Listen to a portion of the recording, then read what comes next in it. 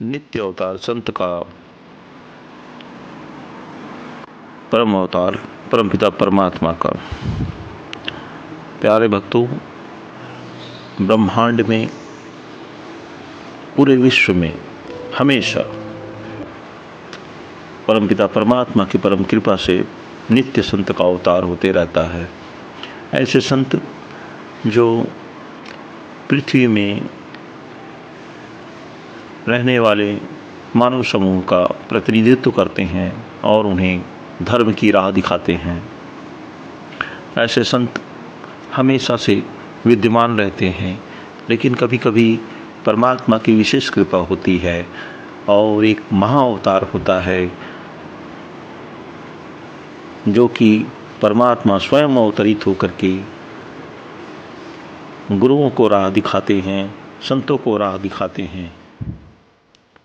हरि बाबा ने प्रकृति के संपूर्ण तत्वों पर विजय प्राप्त की है, इसलिए वह एजलेस संत हैं, अशरीरी हैं।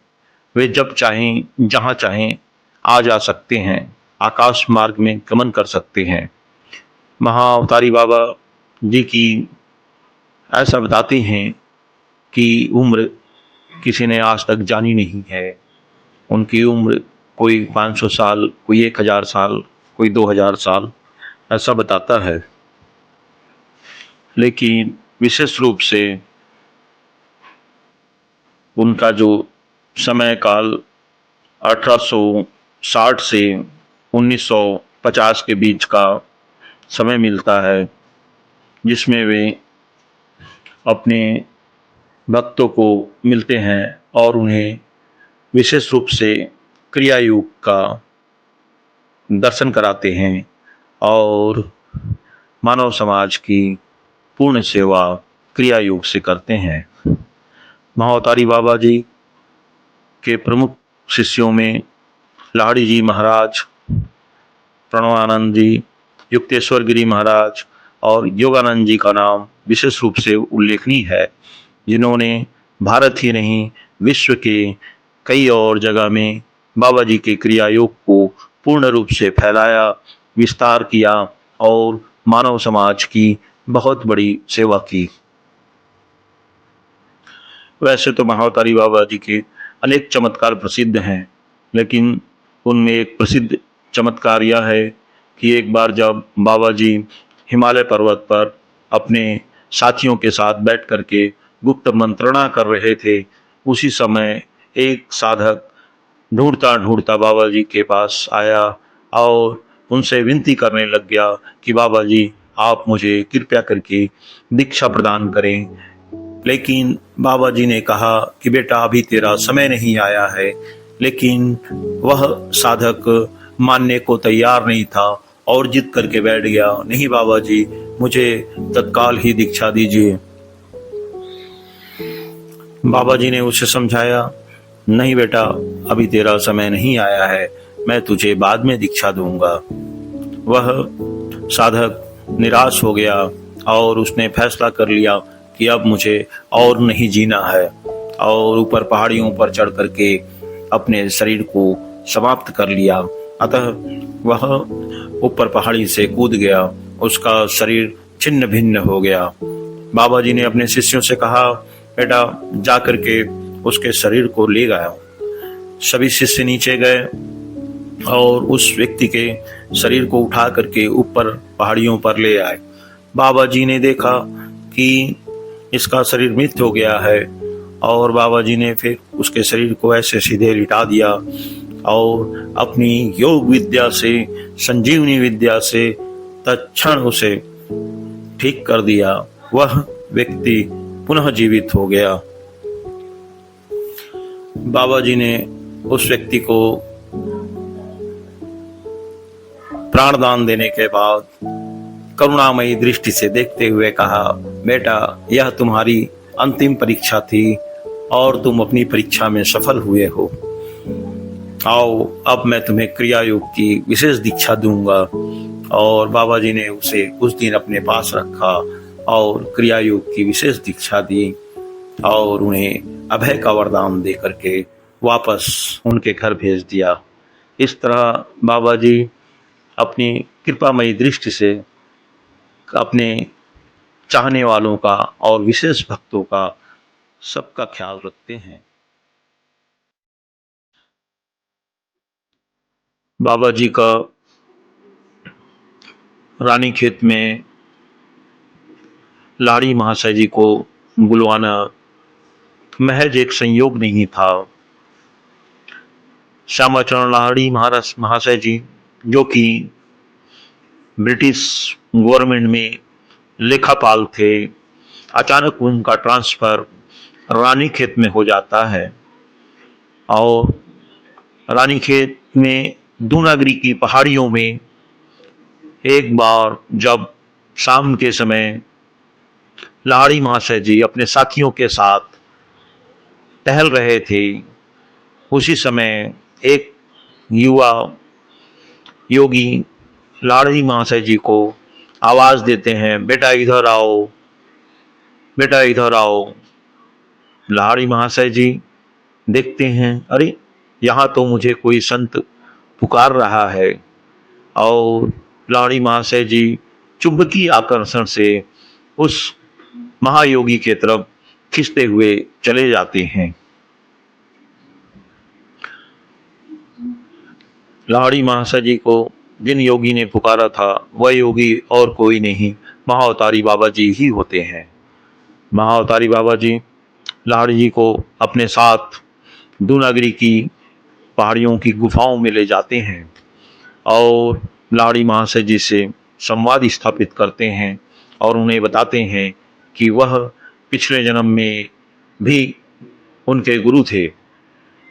लाहिड़ी महाशय जी को विश्वास नहीं होता है तो वे उन्हें गुफा में ले जा करके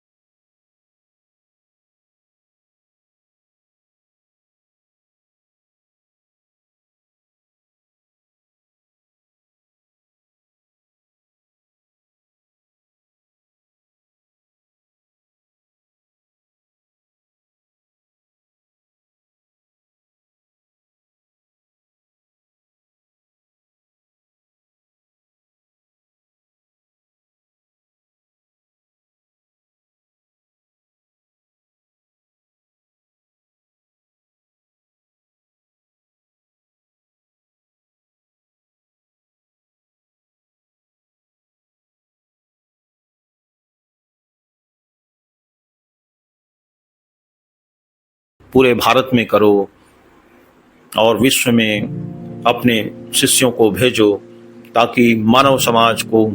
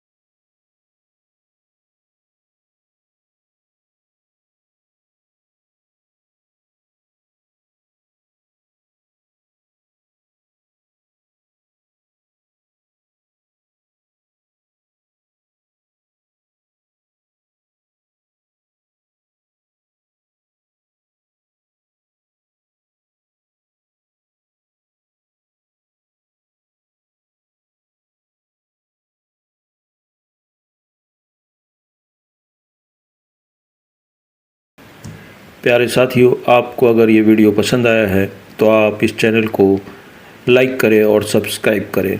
आने वाले समय में आपको बहुत ही अच्छी अच्छी वीडियो देखने को मिलेंगी।